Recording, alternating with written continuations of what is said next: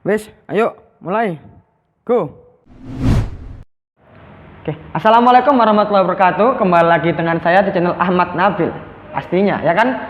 Oke, buat teman-teman nih yang barusan lihat video ini ataupun barusan tahu lah kalau ada channel kayak gini nih, langsung aja subscribe. Ayo subscribe. Udah? Udah belum? Udah ya? Oke, terima kasih. Oke, kali ini saya akan membahas tentang organisasi intrakampus, ya kan? Ormawa, entah itu HMJ ataupun BEM, ya kan? Oke, yang pertama kita bahas yaitu HMJ ya, karena saya tuh naungannya di HMJ selama ini.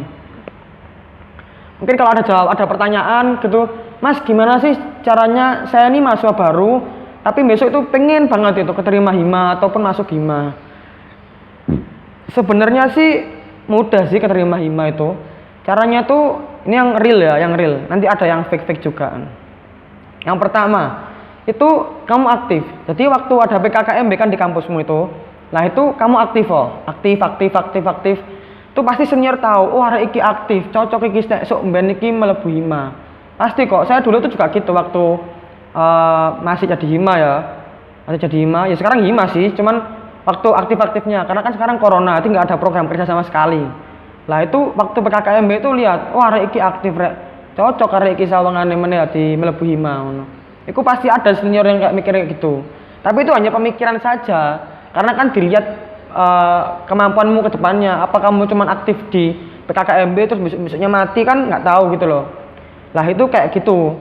Lah terus yang kedua, kamu harus bisa mudah sosialisasi. Misalnya kayak gini. Jangan beranggapan kamu mahasiswa baru, terus kamu itu takut ngomong-ngomongan sama senior. Lah, kalau kamu pun takut, ya kan, senior mana bisa kalau kenal sama kamu gitu loh. Ya, entah bilang-bilang aja, Mas, aku pengen sharing-sharing nih, ngono, tentang kampus. Itu apa ya? Buat basa-basi lah, ngomong sharing-sharing. Entah nanti waktu di warung kopi kamu tanya-tanya, Mas, gimana sih hima? Gimana sih Mas gini? Itu bisa gitu loh. Jadi jangan takut kamu mikiran negatif itu gak usah, langsung aja kayak gitu. Senior tuh kalau nggak kamu ngajak itu nggak mungkin ngajak, kecuali kalau senior yang ada ya something lah, itu pasti kalian diajak duluan. Ya nanti kalian tahu lah something itu apa. Nah terus kalau tanya lagi, Mas tadi kan ada yang fake ini kira-kira apa Mas jawab buat masuk hima ini fake? Kalau yang fake itu gampang sih, deketin aja seniormu, ya kan? Cari muka terus. Sekiranya ada senior yang emang dia terpampang, deketin. Wes, insya Allah 80% kamu masuk hima. Wes, karena ya kalau kamu nggak percaya sih silahkan. Karena yang besok kamu bakal ngerasain gitu loh. Gitu. Bahkan orang-orang yang punya kemampuan itu bisa kalah dengan orang-orang yang punya orang dalam. Walaupun orang dalam tadi itu anak-anak yang dimasukin sama dia, anak-anak itu nggak berkompeten, hanya ya karena terima kasih lah, itu bisa. Ya saya ini nggak berbohong ataupun karena pengalaman. Ya hampir semua teman-temanku yang tanyain yang di Ormawa itu rata-rata kayak gitu. Karena ada kedekatan, dia tuh bisa masuk. Karena dia tuh membantu lah.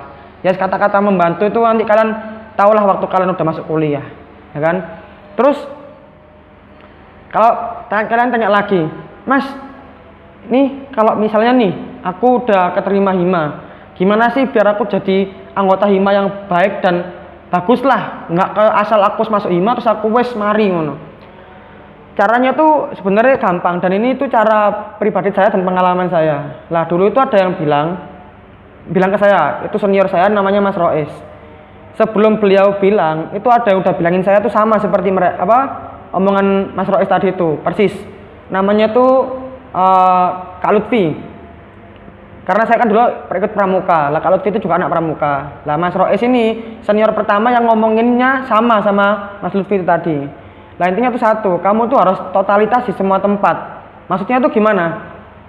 Misalnya gini, kamu ini ditempatkan di si perlengkapan, ya kan? Ternyata waktu si perlengkapan udah selesai tugasnya, si keamanan nih butuh bantuan. Lah jangan mentang-mentang kalian ini si perlengkapan, terus kamu nggak peduli si keamanan, tapi bantulah si keamanan tadi.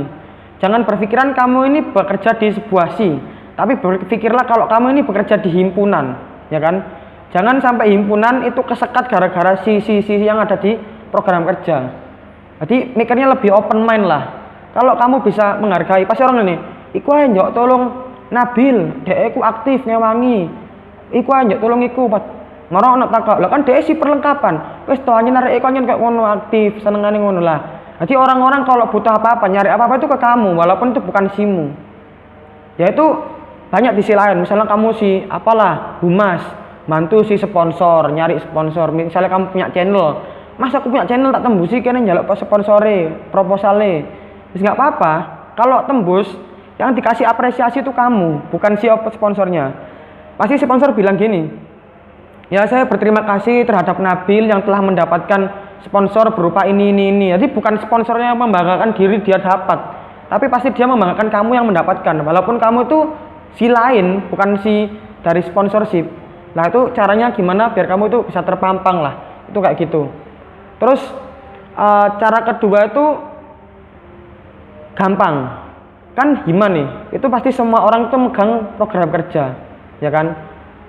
Bantuan, mereka ini bantuan, gitu loh. Jadi misalnya ada yang program kerjanya ini misalnya apa ya, pengabdian. Lah kamu itu megang program kerja itu tentang PKKMB nih misalnya. Ya udah, kalau PKKMB-mu ini udah selesai, kamu jangan merasa aku gak tanggungan program kerja. Lah aku jangan sampai. Tapi bantu teman-temanmu yang ini punya program kerja. Jangan terlalu kamu individual Mbak Hima, kamu malah mati lah jadi individual, gitu loh. Itu resiko lah di situ.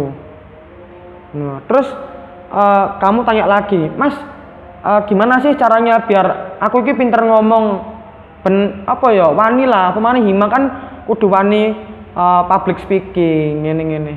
Kalau mungkin banyak yang orang bilang, ngomong di depan kaca. Oke lah, betul ngomong di depan kaca. Tapi kalau saya pribadi itu bukan kayak gitu. Tapi pertama itu presentasi di depan kelas. Itu kunci pertama. Ya kan? Anggap aja waktu kamu jadi hima, waktu ngomong di depan publik, ya kan? Entah kamu orasi, anggap aja yang melihat itu teman-teman kelasmu, yang udah tahu itu gimana kamu. Gitu. Jadi jangan beranggapan kayak kamu ini ngomong depan kaca. Wah ngomong ini waktu kamu lihat orang banyak loh nervous, ya kan? Lah aku jangan sampai. Tapi kalau waktu anggap aja kamu lagi presentasi, ya kan? Presentasi terus kamu lihat waktu kamu orasi ataupun ngomong depan publik, itu anggap aja semua orang itu teman-teman kelasmu. Jadi kan kamu nggak nervous kan? Udah tahu gimana temanmu, gimana karakternya. Itu pesan-pesan dari saya itu kalau masalah ormawa, ya kan? Organisasi mahasiswa intra kampus. Terus kalau pesan ya, ini tadi kan udah kesan dan gimana. Nah ini pesan buat semua teman-teman yang udah misalnya keterima hima ataupun BEM. Ya pesan saya cuma satu, jangan pernah kalian sombong dengan apa yang telah kalian raih. Kasihanilah teman-teman kalian yang tidak mendapatkan kedudukan kalian, ya kan? Pesanku itu cuma itu. Kenapa? Karena pengalaman saya adalah di sebuah hima, dia itu keterima hima, maba nih keterima hima, ya kan? Terus dia tuh sombong keterima hima, kayak dana loh. Nah terus ada temennya nih yang nggak keterima hima, itu lihatnya tuh kayak boleh, wah rek sombong yang melebihi hima gini. Lah kan kita anak hima pun mikirnya apa ya? Jenenge hima ki boleh elek ngono lho, paham nggak? Kan dia ngomong, delok arek hima sombong. Padahal kita yang nggak sombong, itu kena dampaknya gitu loh.